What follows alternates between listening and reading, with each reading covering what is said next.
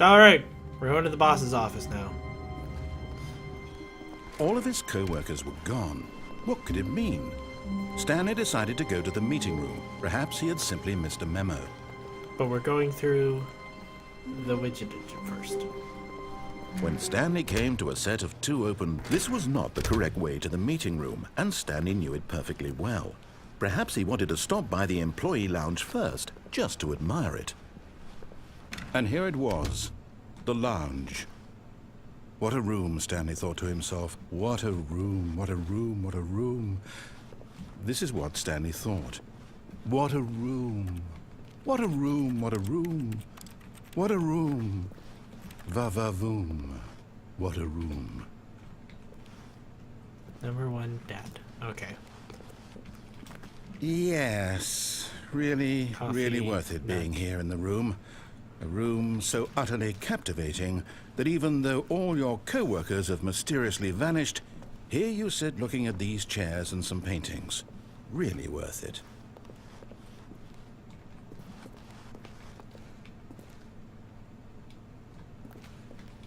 At this point, Stanley's obsession with this room bordered on creepy and reflected poorly on his overall personality.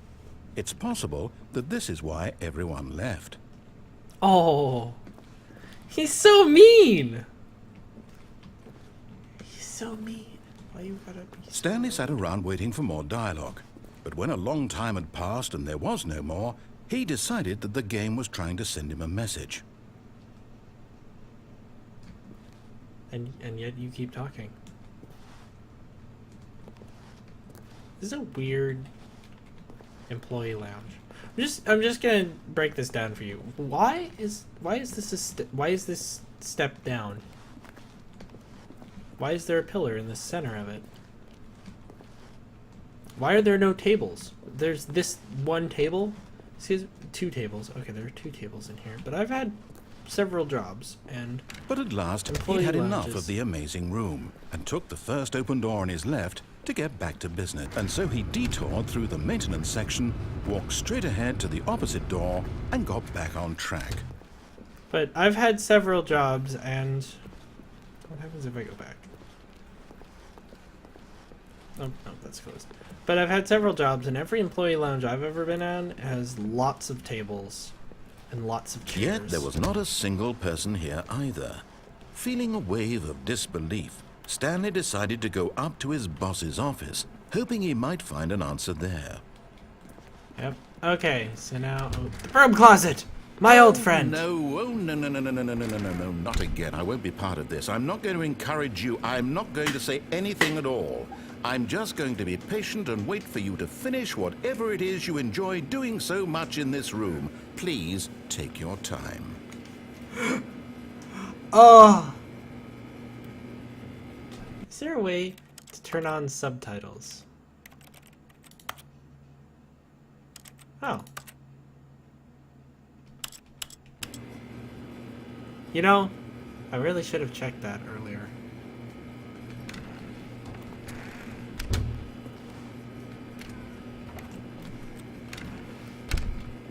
Oh, he's really not going to say anything, is he? Okay. Coming to a staircase, Stanley walked upstairs to his boss's office.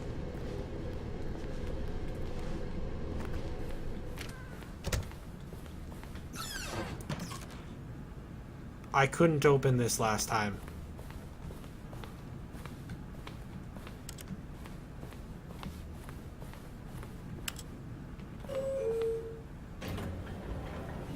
I couldn't open this last time.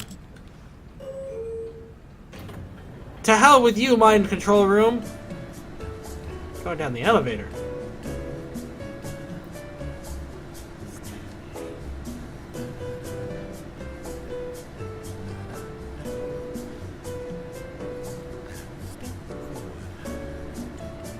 Is the narrator singing?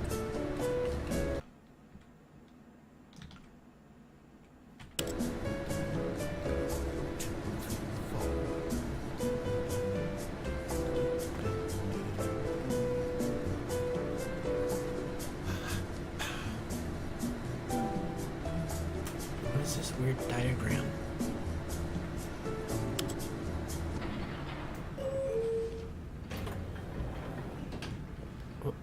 What?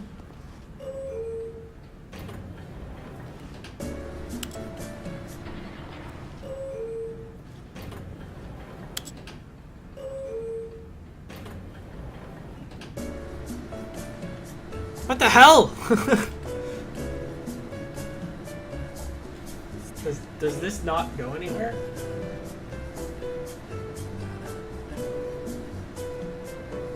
Fast forward.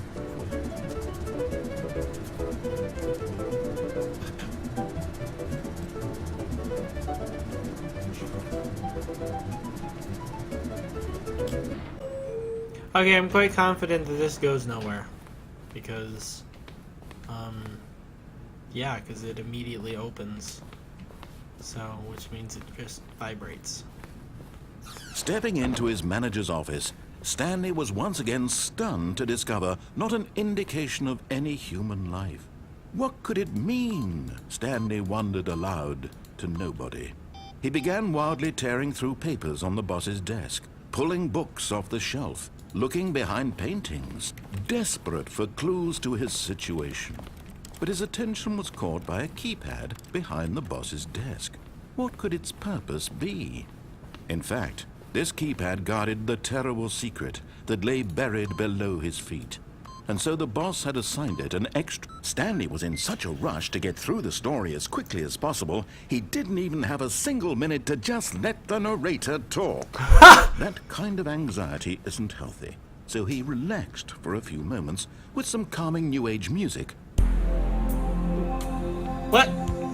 Hey!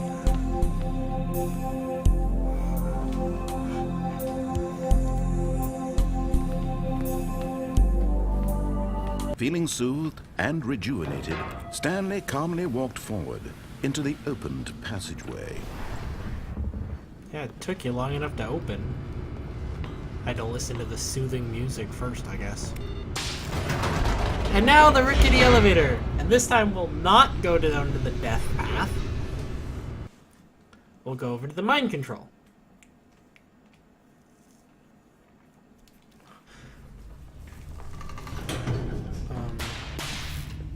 That was a speedier elevator ride than I remember. Stanley walked straight ahead through the large door that read Mind Control Facility. Is this the big room with the... The lights rose on an enormous room packed with television screens. What horrible secret did this place hold? Stanley thought to himself. I've been up there several times. Did he have the strength to find out?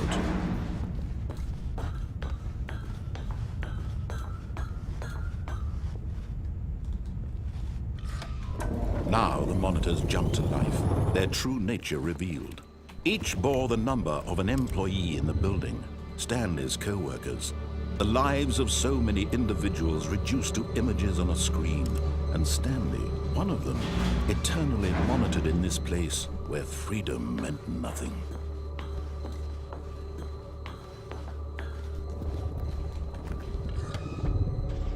This mind control facility, it was too horrible to believe. It couldn't be true.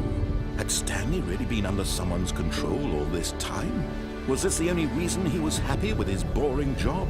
That his emotions had been manipulated to accept it? Oh, I saw that the puzzle thingy. No, he refused to believe it. He couldn't accept it. His own life in someone else's control? Never! It was unthinkable. Wasn't it? Was it even possible? Had he truly spent his entire life utterly blind to the world? But here was the proof. The heart of the operation. Controls labeled with emotions. Happy, or sad, or content. Walking, eating, working. All of it monitored and commanded from this very place. And as the cold reality of his past began to sink in, Stanley decided that this machinery would never again exert its terrible power over another human life. For he would dismantle the controls once and for all.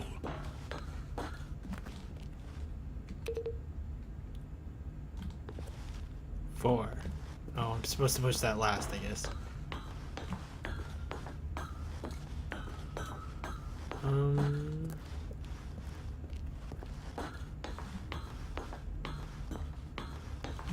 Facility power.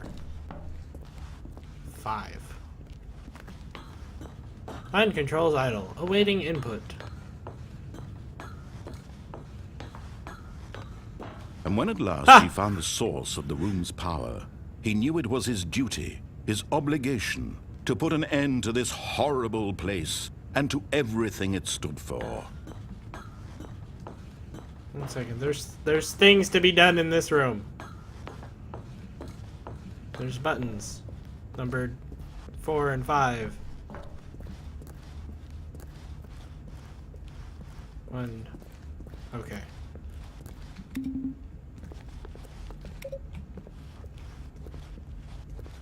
One, 2. Where's 3?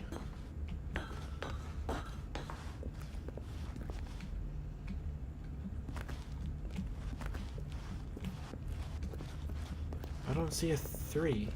Huh, what's over here?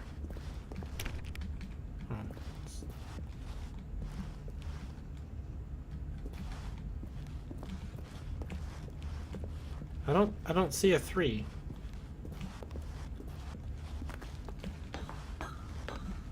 One, 2, 4, 5.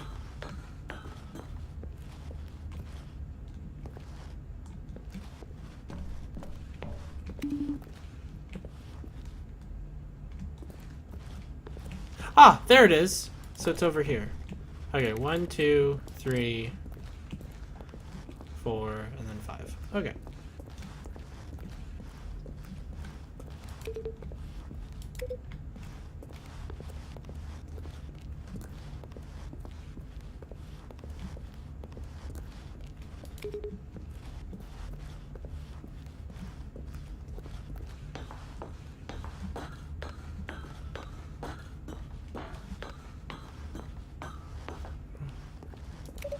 I haven't heard anything from the narrator.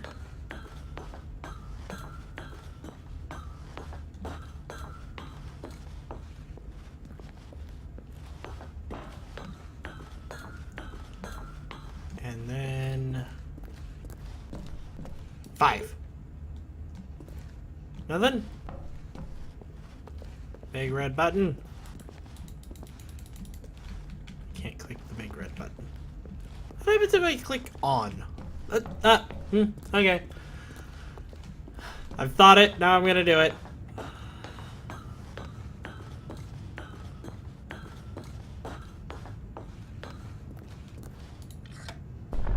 Oh, Stanley, you didn't just activate the controls, did you? After they kept you enslaved all these years, you go and you try to take control of the machine for yourself. Is that what you wanted? Control? Oh, Stanley, I applaud your effort, I really do. But you need to understand, there's only so much that machine can do. You were supposed to let it go, turn the controls off, and leave. If you want to throw my story off track, you're going to have to do much better than that. I'm afraid you don't have nearly the power you think you do. For example, and I believe you'll find this pertinent, Stanley suddenly realized he had just initiated the network's emergency detonation system. In the event that this machine is activated without proper DNA identification, nuclear detonators are set to explode, eliminating the entire complex. How long until detonation then? Let's say 2 minutes. Ah, now this is making things a little more fun, isn't it, Stanley? It's your time to shine. You are the star. It's your story now. Shape it to your heart's desires. Oh, this is much better than what I had in mind. What a shame we have so little time left to enjoy it.